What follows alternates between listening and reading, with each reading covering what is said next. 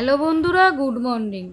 Papai Sonai lifestyle ব্লগে তোমাদের অনেক স্বাগতম আর অনেক ভালোবাসা জানিয়ে আজকের ব্লগটা শুরু করছি। কেমন আছো তোমরা? আশা করছি তোমরা খুব খুব খুব ভালো আছো আর আমিও খুব ভালো আছি। আজকে 28শে সেপ্টেম্বর, শনিবার। আজ সকালে কিন্তু দেখতে পাচ্ছ ভাতের ঝামেলা করছি না, কারণ সকালে তো টিফিনটা করব রুটি তরকারি দিয়ে, আর ভাতের সঙ্গে এমন একটা রেসিপি করব যেই রেসিপিটা মাছ মাংস ছাড়া জমে যাবে একদম। সবসময় তো মাছ মাংস থাকে না বা সম্ভব হয়ে ওঠে না। চলো তাহলে রেসিপিটা দেখে নেবে। এইটা কিন্তু নয়, এটা হচ্ছে রাত্রিরের জন্য পটল আলুর তরকারি করে রাখছি। কারণ যেই রান্নাটা আমি করছি সেই রান্নাটার নুন ঝালটা একটু বেশি, সুতরাং আমার শ্বশুরমশাইও খেতে পারবে না আর আমার ছোটো ছেলেও খেতে পারবে না, কারণ বয়স্ক মানুষ তেল মশলা খাওয়া বারণ, আর বাচ্চা ছেলে তো ঝাল খেতে পারবে না। ওই জন্য রাতের তরকারিটা কিন্তু আগে করে নিচ্ছি, আর তারপর তো করবো আসল জিনিস। যেমন সাধারণত আলু পটলের তরকারি হয়, নিরামিষই করছে, আদা জিরে বাটা দিয়ে, কোনো পেঁয়াজ রসুন করিনি। চলো তাহলে রান্না বান্নাটা করতে থাকি আর তোমরা কিন্তু আমার সাথে থাকো।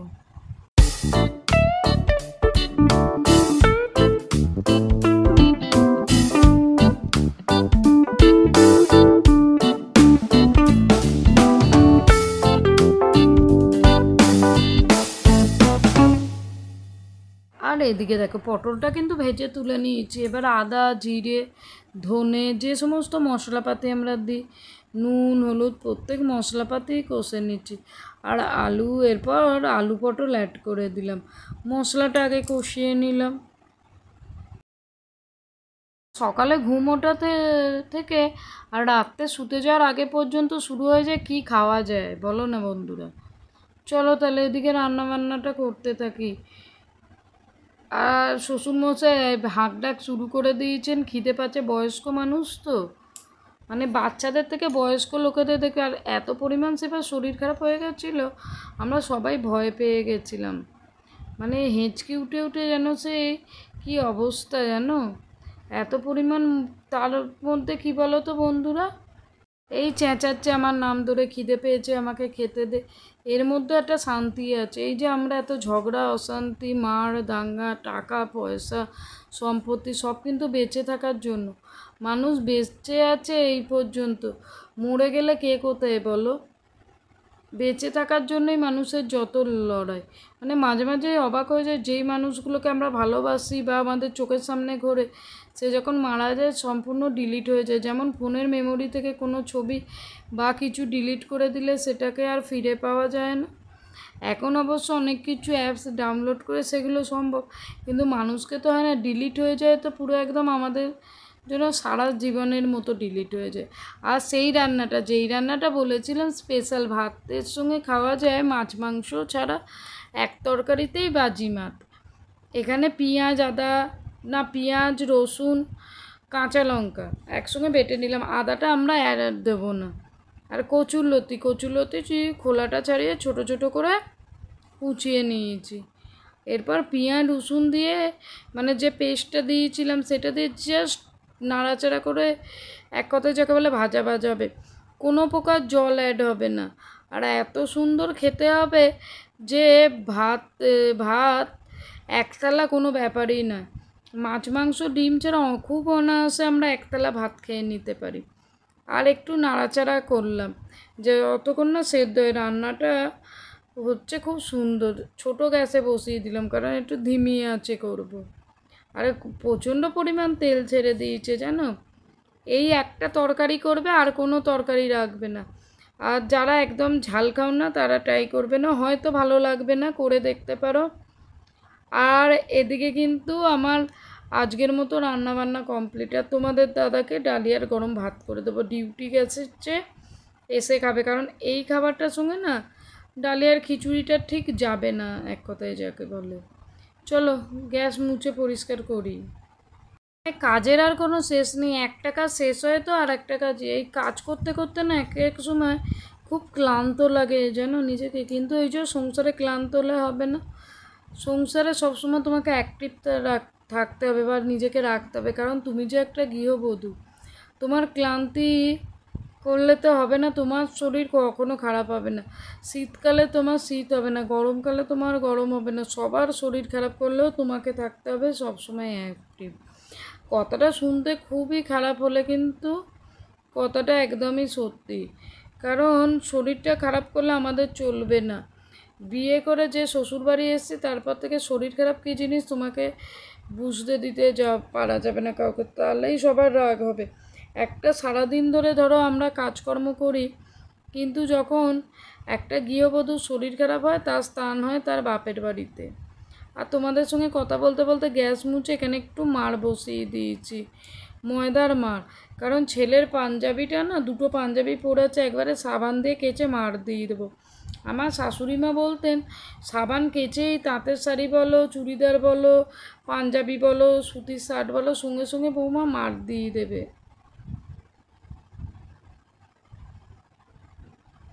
তাতে কি হয় বলো তো বন্ধুরা, মারটা মনে হয় না খুব ভালো ধরে। ওই জন্য তারপর থেকে শুনে থেকে কি বলো তো, আমি যখনই সাবানটা কাচ্ছি তখনই চেষ্টা করি মার দেওয়ার। খুব ভালো মার দিতে পারি না, কিন্তু আমার দ্বারা যতটা সম্ভব হয়। কারণ একটা জেনারেশন বাই একটা জেনারেশন কাজ শেখে। যেমন আমরা কাজ শিখেছি আমার মা শাশুড়ি মায়ের থেকে, আমার ছেলের বউয়েরা আমার থেকে তার মায়ের থেকে কাজ শিখে আসবে। এইভাবে পরস্পরের সংসারটা চলবে বলো না। কেউ তো একা সব কিছু শিখে আসে না বা সে সব কিছু জানে না, গুরুজন ছাড়া তো শেখা সম্ভব নয়। এই জন্য যে যতটা সম্ভব মা শাশুড়ি মায়ের থেকে কাজ শেখার চেষ্টা করছি, মানে মায়ের থেকে তো করছি এখনও, আর শাশুড়ি মায়ের থেকে করেছি, মানে পাস্ট টেন্স। অবাক লাগে না বলো বন্ধুরা, মানে যেটা একদিন প্রেজেন্ট ছিল আজ সেটা হয়ে গেছে পাস্ট। মানে মানুষ কি আর নেই কাছে, ছবিটা রয়ে গেছে আমাদের সঙ্গে, কি আর করা যাবে বলো। বললাম না জেনারেশন বাই জেনারেশন আসবে, এক জেনারেশন আসবে আর এক জেনারেশন চলে যাবে। আমাদেরও ছোটোবেলায় ঠাকুমা দাদু যাই বলো না ছিলেন, তারাও তো মারা গেছেন।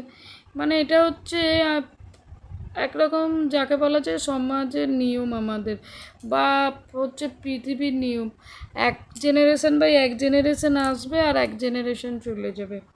তাহলে চলো এদিকে তো মাসকাবাড়ি মালগুলো আমাদের এসে গেছে, মাসকাবাড়ি মালগুলো একদম গুছিয়ে তুলছি।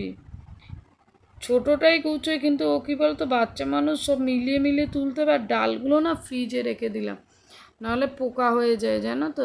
ঘরদোর মোছা দেখো কমপ্লিট। আর এখানে অনেকটা পরিমাণে কেচেছি, দুজন মিলে শুকোর দিচ্ছি দেখো না। মানে 10 মিলে করি কাজ, হাড়ি জিতি নাই ইলাজ, এক কথায় যাকে বলে। বন্ধুরা এইমাত্র স্নান সেরে উঠলাম, আর চুল আঁচড়াবারও সময় নেই জানো, প্রচণ্ড পরিমাণ টিফিনের বাসন। চলো দেখে এইমাত্র বাসনপত্র সব ক্লিন করে এলাম, মানে এত পরিমাণ বাসন পড়েছিল। এবার চলো মাথাটা আঁচড়ে নি, সাথে থাকো। হ্যাঁ এত পরিমাণে বাসন পড়েছিল না, যদি না মাজতাম সেকেন্ড টিপের যে বাসনগুলো আমাদের পড়ে সেইগুলো এক কথায় যাকে বলে জানো তো রাখা যেত না। চলো, আর এখন বাজে হচ্ছে সন্ধ্যে 6:30। ছেলের বায়না হাফ বয়েল ডিম সেদ্ধ খাবে, 2 ছেলে 4টে ডিম সেদ্ধ বসিয়ে দিলাম। আর এখানে মেজে রাখা বাসনগুলো তুলছি, নাহলে এই দুপুরে খাওয়া বাসনগুলো মেজে রাখা যাবে না। এই হয়েছে সংসার, খাওয়ার বাসন মাজো আর খাও, বলো না বন্ধুরা। চলো, মানে এক এক করে কাজ করে করে যেন যাকে বলে মাথা খারাপ হয়ে যাওয়ার জোগাড়। ওই জন্য কী বলো তো দুপুরে শুলে না কোনো শান থাকে না, সকালে দেখলে তো অত পরিমাণে কাজকর্ম হলো। ছেলেদের হাফ বয়েল ডিমটা বসিয়ে এবার চা করে নিলাম, কারণ একটু চা খেতে হবে। চলো চাটা ছেঁকে নিই। আজকে সে দুপুর থেকে এত খাটুনি হওয়ার পর বসেছিলাম, মনে হচ্ছিল একটু কফি হলে ভালো হয়, কিন্তু তোমাদের দাদাও ডিউটি থেকে এসেছিলো, না হলে একটু আধটু অনেকটাই হেল্প করে দেয় জানো তো।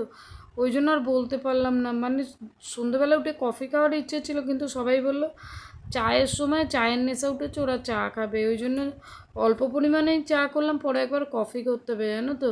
চলো ছোটো ছেলেটাকে টিফিন দিয়ে দিই।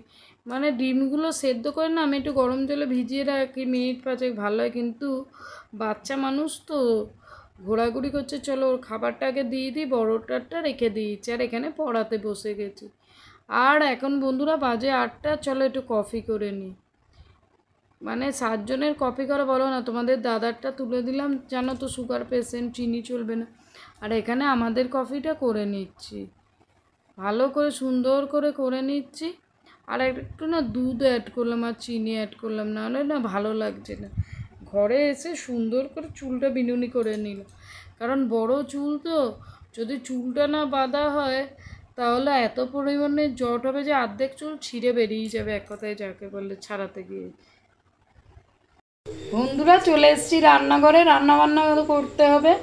আর এই দেখ, এখানে আলু পটলের সকালে তরকারিটা করে নিয়েছিলাম, আর এখন কটা রুটি করব, তাহলে তোমরা সাথে থাকো। যেদিন তরকারিটা করা থাকে না খুব ভালো লাগে, শুধু রুটিটা করলে হয়ে যায়, নাহলে রুটি করো তরকারি করো, মানে মাথা খারাপ হয়ে যায়। এতগুলো লোকের কাজ তোমরা যারা দেখছো ভালো করেই দেখে বুঝতে পারছো, কাজটা কিন্তু কম করা হয় না। এত পরিমাণে কাজ করতে করতে না এক এক সময় নিজে বিরক্তি হয়েছে, কিন্তু বিরক্তি হলে চলবে না। ওই যে এক কথায় যাকে বললাম, সংসারে সব সময় অ্যাক্টিভ থাকতে হবে। চলো তাহলে আটা মাখা তো হয়ে গেল কমপ্লিট, চলো এবার রুটিটা করে নিই, করে সবাইকে গরম গরম সার্ভ করবো। 10টা বেজে গেছে, আগে নিচের বাবার খাবারটা দিয়ে দেবো, কারণ উনি বয়স্ক মানুষ আর ওনাকে বাচ্চাদের মতো খাওয়াতে হয়। ওই জন্য সেকে আগে রুটিটা কিন্তু ওনার জন্যই পাঠাই, যাতে উনি খেয়ে নেওয়ার পর তোমাদের দাদা খাওয়ায় তো, এবার ও খেতে বসবে। আর বয়স্ক মানুষকে যত সম্ভব একটু তাড়াতাড়ি খাইয়ে দিলে না ভালো, তাতে কী বলো তো, ওনাদের হজমের সুবিধা হয়, এক কথায় যাকে বলে। চলো, আর এদিকে রুটি করতে করতে আমি কিন্তু তোমার দাদাকে নিচের বাবার খাবারটা দিচ্ছি। দেখো ওনার খাবারটা এইভাবে রুটিটাকে কুচিয়ে ওপরে আলু ঝোল তরকারি দিয়ে দেওয়া হয়, যাতে কি বলো তো, চটকে মেখে একদম চামচে করে, যেমন আমরা বাচ্চাগুলোকে খাইয়েছিলাম ঠিক একই রকম, একদম কাদা থাকে না, একটু হালকা লিকুইড হয়ে যায়। নাহলে না বয়স্ক মানুষ তো অর্ধেক রুটিও খাবে না। আর বলো না, খাওয়া দাওয়া ঠিক করে না করলে শরীরটা চলবে কী করে। আর এই যে নিচে চলে এসছে তোমাদের দাদা, বাবাকে আগে জল দিয়ে দিয়ে হলো, কারণ শুকনো গলা ছিল তো। এবার দেখো না, জোর করে যাকে বলে এক কথায় খাওয়ানো হচ্ছে। আর তোমাদের ভয়েসটা দিই না হলে এখানে যে ঝগড়া শান্তি হয়, বাপ ছেলের খাবে না, জোর করে খাওয়ায়, মানে এক কথায় যাকে বলে হাসি পেয়ে যায়, জানো মানে কি অবস্থা বলো। বয়স হলে মানুষকে বার্ধক্য একদম যাকে বলে কামড়ে ধরে, কি আর করা যাবে। ওনার বয়স হয়েছে, একদিন আমাদেরও হবে। তাহলে আজকের ব্লগটা এই পর্যন্ত শেষ করছি, দেখাবে নেক্সট।